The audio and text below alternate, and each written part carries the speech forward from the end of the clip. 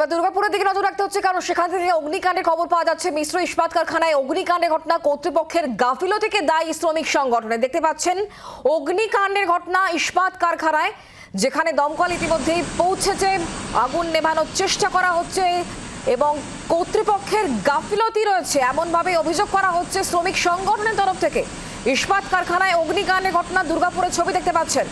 ঠিক কিভাবে আগুন লাগলো আমরা জানবো, কথা বলবো। চিত্তরঞ্জন আমাদের সঙ্গে রয়েছেন, আমাদের প্রতিনিধি টেলিফোন লাইনে। চিত্তরঞ্জন, কিভাবে আগুন লাগলো এবং কেন কর্তৃপক্ষের গাফিলতিকে দায়ী করা হচ্ছে শ্রমিক সংগঠনের তরফ থেকে? দেখো শুভ্রা, এই মিশ্র ইস্পাত কারখানা ঠিক 9:10 নাগাদ এই ঘটনা ঘটে। অর্থাৎ স্টিল মেল্টিং শপ যেটা হয়েছে সেই জায়গায় লেভেলস রয়ে যায়, অর্থাৎ যে গলিত লোহা, সেই গলিত লোহা ছিদ্র হয়ে বেরিয়ে গিয়ে এই ঘটনা ঘটে এবং প্রচুর জিনিসপত্রের ক্ষয়ক্ষতি হয়েছে, বেশ কয়েক কোটি টাকার ক্ষয়ক্ষতি হয়েছে।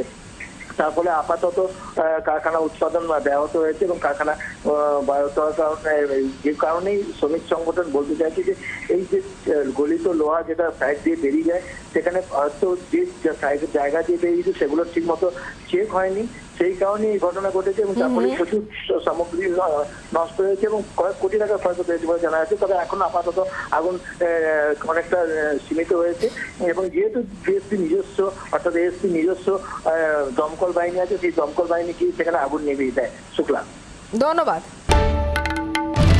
বাংলার আওয়াজ, বাঙালির আবেগ, জি 24 ঘন্টা।